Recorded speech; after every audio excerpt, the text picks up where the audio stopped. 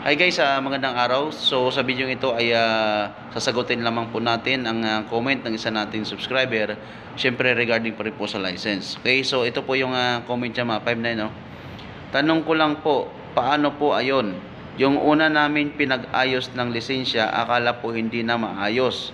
Binalik po sa amin ang pera namin. Ngayon, nag-aayos po ulit kami sa iba. Tapos nung nagpaayos po kami sa iba, almost 1 month po biglang dumating ang license namin na pinakuha doon sa una. Posible po na maikuha pa rin po kami ng license nung padalawa namin na pinag-ayos. May siyuhan pa rin po ba sila kahit na-release na ay yung una namin pinakuha? Salamat po, sana mapansin ang tanong ko. Okay? Regarding sa tanong mo 59 no, ay wala naman po problema kung madobli ang inyong license. So magkaiba naman po kasi ang license number noon, no?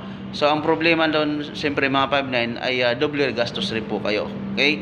So make sure po next time kapag magpaayos tayo ng license, verify muna natin sa previous natin na pinalakaran kung talagang hindi siya na-process or hindi siya naayos. Kasi nga, siyempre sayang din yung pera.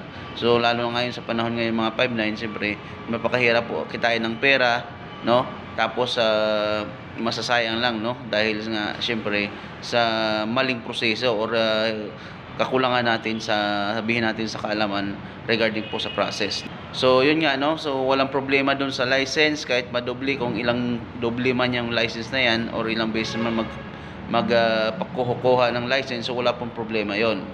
At hindi naman po magkakaroon ng issue yun sa SOSYA. So ang yun nga, magiging problema lang talaga doon is doble yung gastos ninyo. Okay? So yun, sana po ay nasagot ko ang katanungan ng isa nating concern. At syempre dun po sa may mga ganitong problema, sana po ay na-address ko rin po ang problema ninyo. At sana po ay nabigyan ko rin kayo ng konting idea regarding po dito. Okay? So yun lang mga 59, maraming salamat po. God bless us all.